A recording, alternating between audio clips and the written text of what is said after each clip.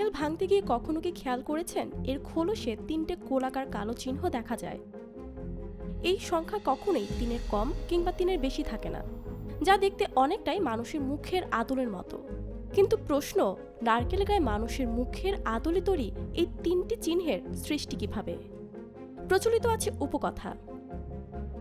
Cook দ্বীপপুঞ্জের অন্তর্গত দ্বীপ মানাহিকি বা মানিহিকি, এখানে অধিবাসীদের বলা হতো মাওরি, যেখানে দেবতাদের সন্তানেরা নেমে আসতেন পৃথিবীতে।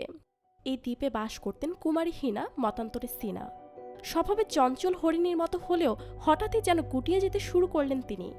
একই সাথে দ্বীপবাসীর কাছে ক্রমেই রহস্যময় হয়ে উঠলেন এই নারী। দ্বীপের কাছেই এক হ্রদ, যেখানে হিনার সঙ্গে দেখা মেলে টুনা নামের এক সুদর্শন পুরুষের।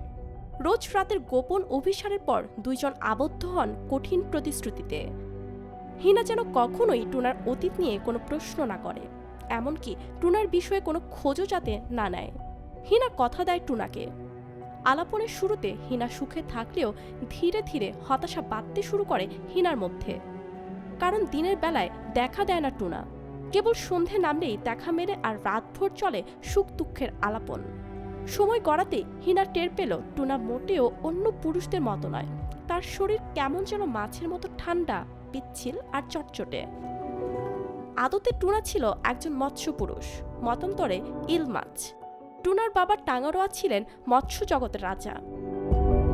হিনা আর টুনার রাতের এই অভিসার নজরে পড়ে মাওয়াই দ্বীপের একজনের, যিনি ছিলেন টুনার বাবা টাঙ্গারোয়ার প্রজন্মের একজন, যিনি সহজেই চিনে ফেলেন টুনাকে। হিনার কাছে এই মাওয়াই নিজেকে পরিচয় দেন দেবতা হিসেবে।